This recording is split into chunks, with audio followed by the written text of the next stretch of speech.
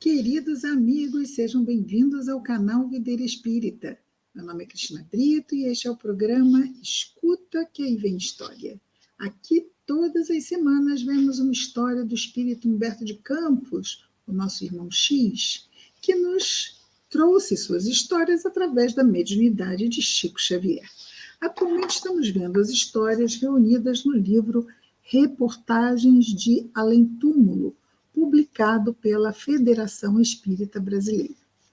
Hoje vamos ver a história 22, cujo título é O Remédio à Preguiça, ou seja, o remédio para a preguiça, já que esse A é craseado. Né? Então, o remédio para a preguiça. Qual será? Temos um ditado que muito nos fala dele. E, aliás, vai ser citado também na nossa história. E vai nos contar a história de hoje, Humberto de Campos, de Januário Pedroso. Vejamos, então, a história do nosso personagem principal de hoje. Assim que Januário Pedroso encontrou a brecha desejada, empenhou relações prestigiosas, ou seja, recorreu a possíveis padrinhos, não é? Influentes, multiplicou empenhos, mobilizou a parentela, enfileirou-se no serviço público, enfim, ou seja, para entrar no serviço público, desfrutando um título respeitável. Então, ele lançou mão de influências para conseguir entrar no serviço público, numa época que não haviam concursos, eram indicações, pura e simplesmente indicações. E aí era mesmo uma questão de influências, não é? Pessoas influentes que indicavam seus protegidos, vamos dizer assim. Não era muito justo. Os concursos são mais justos, não é? Continua Humberto de Campos contando-nos assim. Na grande transformação ministerial, que lhe oferecer a oportunidade, então houve uma mudança nos ministérios e isso foi o que ele precisava para entrar no serviço público. Coube-lhe, então, nessa oportunidade, atribuições de ordem técnica com relação à vasta região do país, onde lhe competia orientar o trabalho de pecuários e lavradores. Então, pessoas da agricultura, pessoas da pecuária, criação, plantação, isto tudo serviço público, para ajudar as pessoas que faziam esse tipo de trabalho, não é? Exerciam. Entretanto, ao ver-se revestido de autoridade, lendo seu nome nas tabelas de pagamento do jornal oficioso, é porque todo mundo que entra para o serviço público tem o seu nome, vamos dizer assim, o seu nome é lançado no Diário Oficial, ok? Já aquela época era assim. Sendo assim, tornava-se oficial que a partir daquela data a pessoa passava a ter aquele encargo. Então, quando ele viu que realmente, puxa vida, já saiu até no Diário Oficial, o que aconteceu? Ele voltou à inércia de outros tempos, de que saíra tão só para conjugar o verbo pedir. Então, ele já era dedicado à preguiça, como vemos aqui mesmo no título da história, e só saiu da preguiça para pedir e conseguir o serviço público. Conseguiu o serviço público, voltou aos braços da preguiça.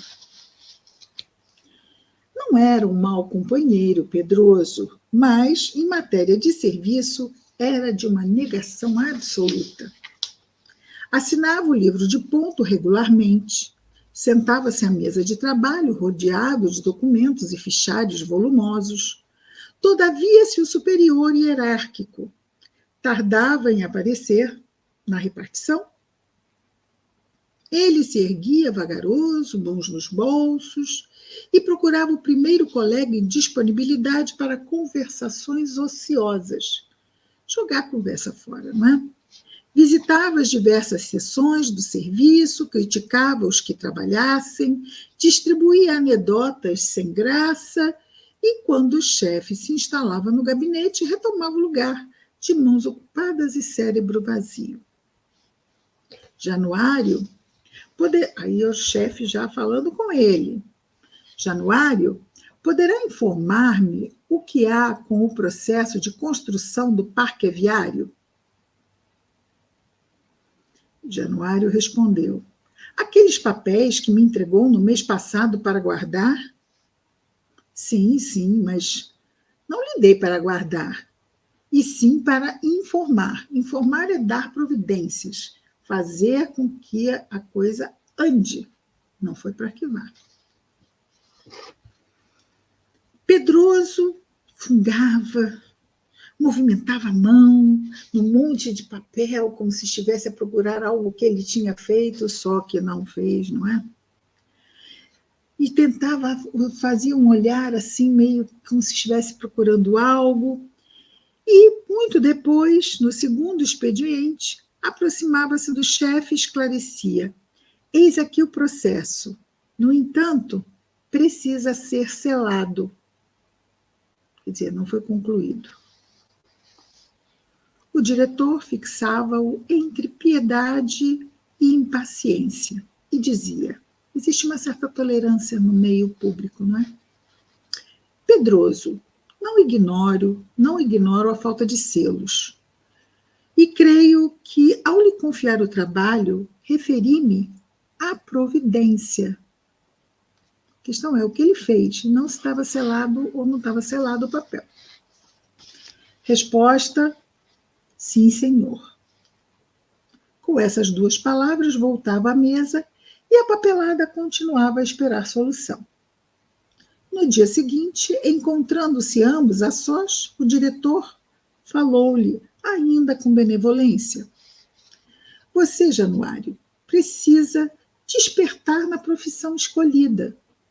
É moço, inteligente, culto. Contudo, faltam-lhe iniciativa e diligência. Diligência é o quê?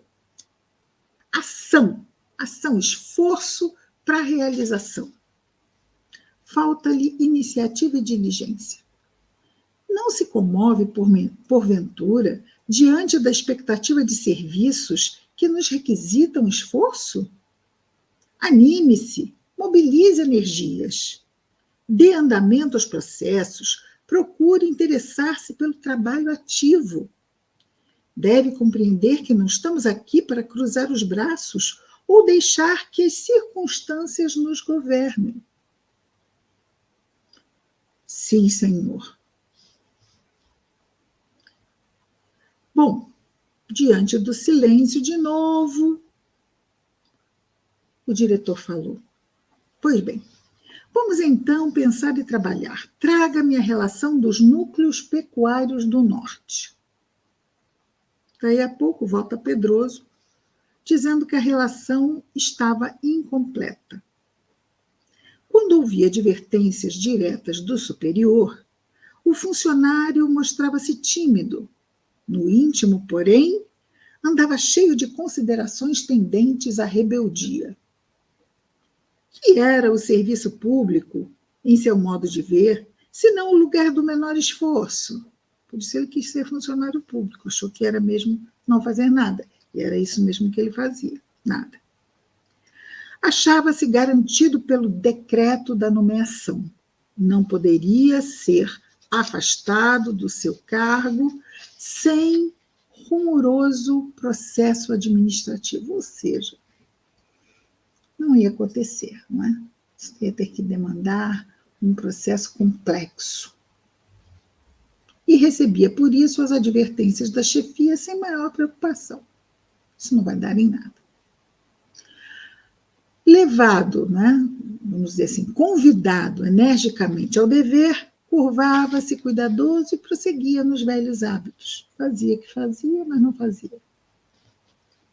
Compreendendo a dificuldade, o superior resolveu observar-lhe as possibilidades de outro modo e convidou-o para sair da central do Ministério e ir direto, ficar lá na Zona Norte para atender as pessoas, os pecuários e lavradores de lá.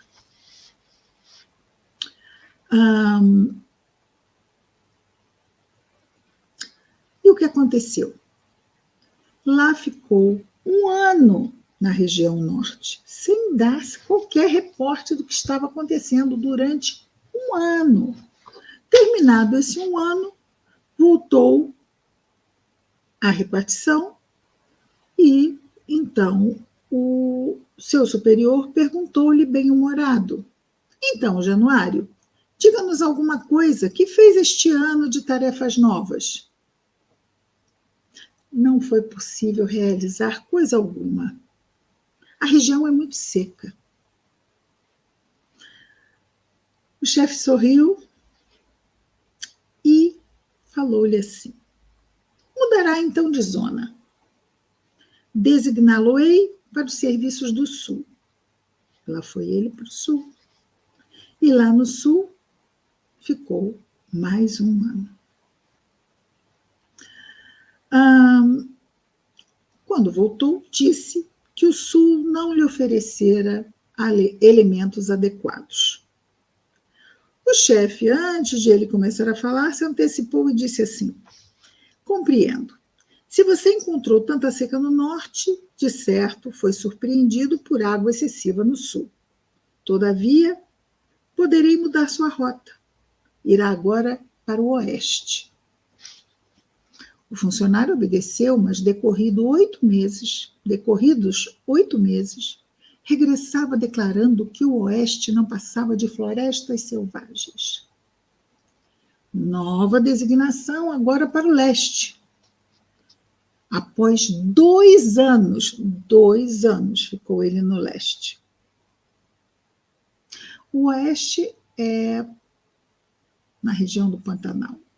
O leste é na região, para o lado, né, da região sudeste. No entanto, após 2 anos em que Pedroso apenas remetia notificação telegráfica de ponto, ou seja, durante 2 anos, ele só notificava que esteve presente. Para quê? Diz aqui, para efeito do pagamento mensal. Voltou então, depois de 2 anos, alegando que nada pudera fazer devido às derrubadas extensas, ou seja, desmatamento, e ao espírito ruralista da região, refratário, esse espírito ruralista, aos métodos modernos de agricultura e criação animal. O superior olhou e assentou com resignação. Vai ficando por aqui mesmo. Ele também sabia da dificuldade de afastar o funcionário, né? Não queria o subordinado outra coisa. E a velha vidinha continuou entre processos por despachar e obrigações por atender. Ou seja, ele nada fazia antes, continuou sem nada fazer. Concluiu o diretor que Pedroso era impermeável a conselhos e esclarecimentos e, conformado, passou a considerá-lo um mal irremediável na repartição que ele dirigia. O tempo correu e Januário sempre se manteve no mesmo lugar. Se lhe perguntassem quanto a preferências na vida, talvez respondesse que, acima de tudo, apreciava mesmo era comer e dormir. A morte do corpo foi encontrá-lo nessa atitude de inércia incompreensível, atirado então a verdadeiro torvelinho de necessidades espirituais. Imaginemos, não é? Não tornou a encarnação útil, acaba sendo uma vítima de si mesmo. Então a desencarnação fica muito perturbada e confusa nesses casos. Em vão buscava esclarecimento nas rodas de serviço onde permaneciam velhos companheiros, ou seja, ele continuava ali pela repartição do serviço público, que ele trabalhou quando estava encarnado, tentando se esclarecer com os amigos o que estava acontecendo. Só que agora ele estava desencarnado, ninguém o via, ninguém o escutava, ninguém interagia com ele. A maneira daquela pessoa perdida, né, que acorda de repente e fica confusa, ignorando o verdadeiro caminho para a compreensão de si próprio, queria explicações e conselhos.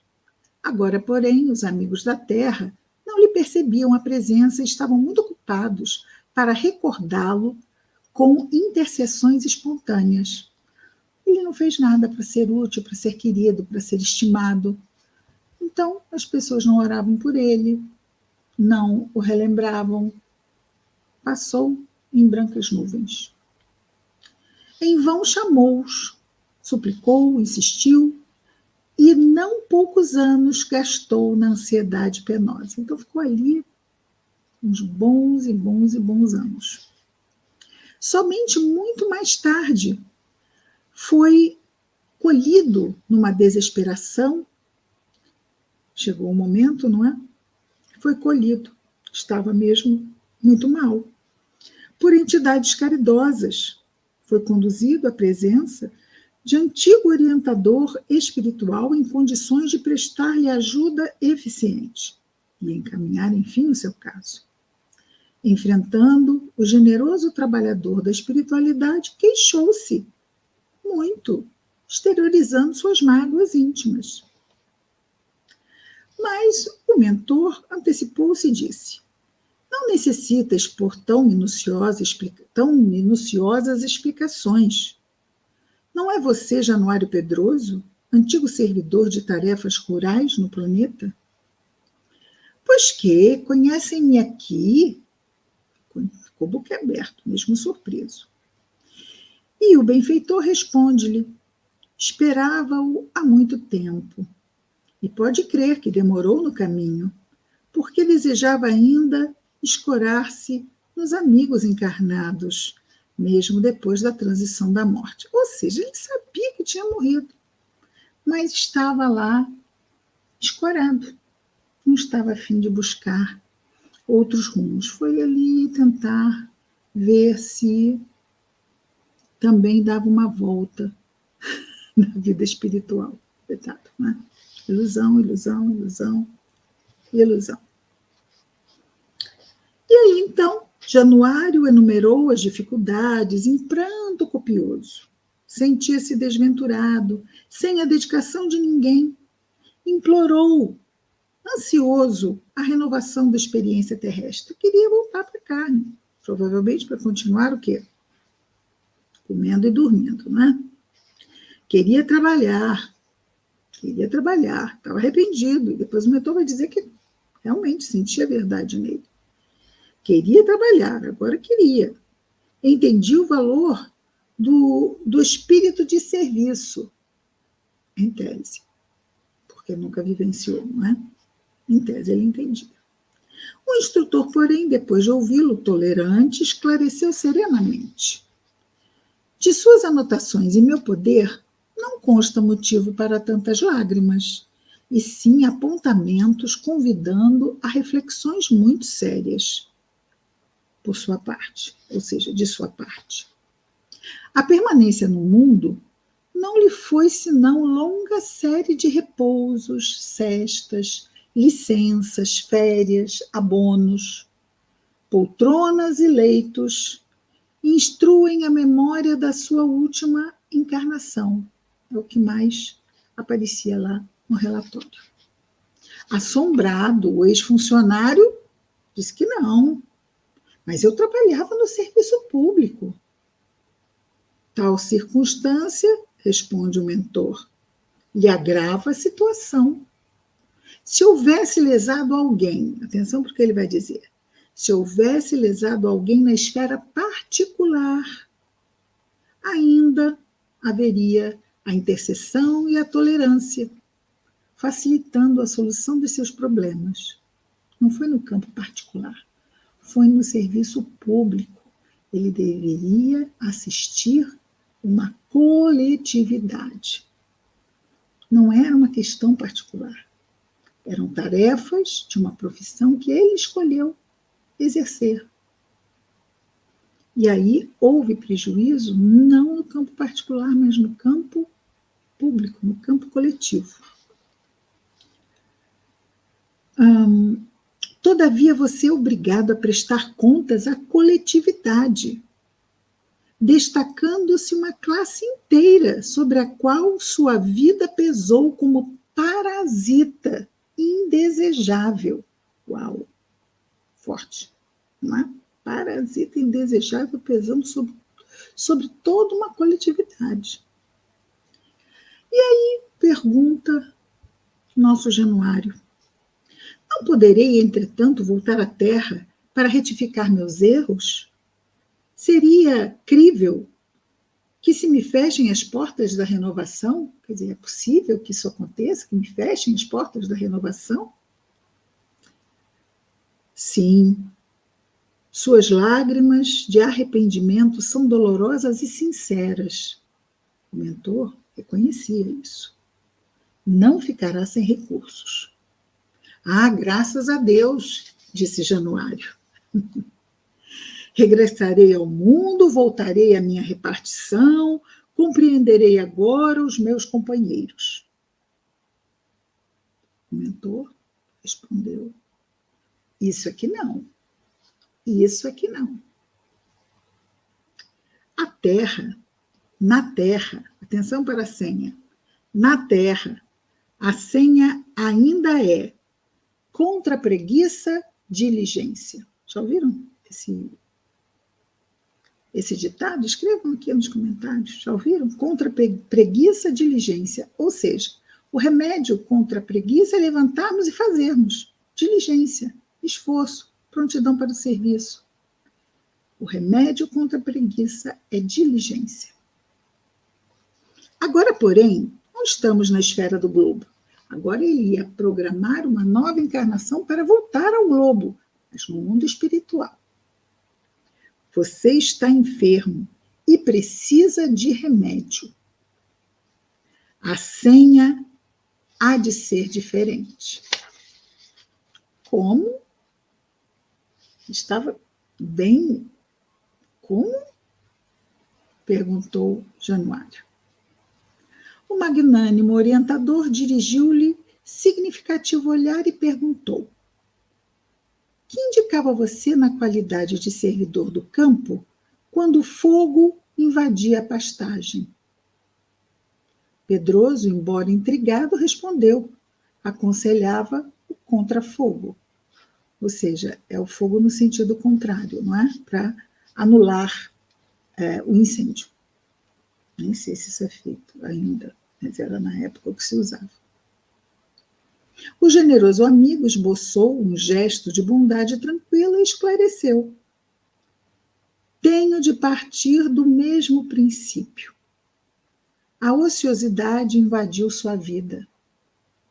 Contra sua preguiça, devo receitar a imobilidade. Porque ele se tornou imóvel e levou isso como um valor para a sua vida. Eu não vou fazer nada, isso é que é bom. Então, ele passaria pela ausência de mobilidade para aprender a dar valor à mobilidade. Semelhante, cura semelhante. Até parece homeopatia, não é? Contra a sua preguiça, devo receitar a imobilidade, para que aprenda a estimar o trabalho e a criar o sublime desejo de movimentação no mundo. Você renascerá paralítico. Nós vamos criando para nós mesmos essas necessidades de aprendizado. E muitas vezes o que fazemos numa encarnação vai levar ou pode levar a mais de uma encarnação para corrigirmos os nossos malfeitos. Muitas vezes, ideias que vamos tendo e abraçamos como se fossem valores importantes, como no caso daqui do nosso Januário, a própria preguiça, como se fosse algo importante a cultivar, porque lhe daria bons momentos na vida. Mas é isto, bons momentos a curto prazo podem ter uma conta alta a pagar a médio e longo prazo, e devemos estar atentos a isto, não é? Esses vícios morais, como a preguiça, é algo que realmente pode nos prejudicar bastante, não é? Contra a preguiça, diligência. É isso, meus queridos amigos. Esta foi a nossa História de hoje, o remédio à preguiça. A história do nosso Januário Pedroso. Voltaremos com mais um Escuta que aí vem história na próxima semana. Até lá, muita paz a todos.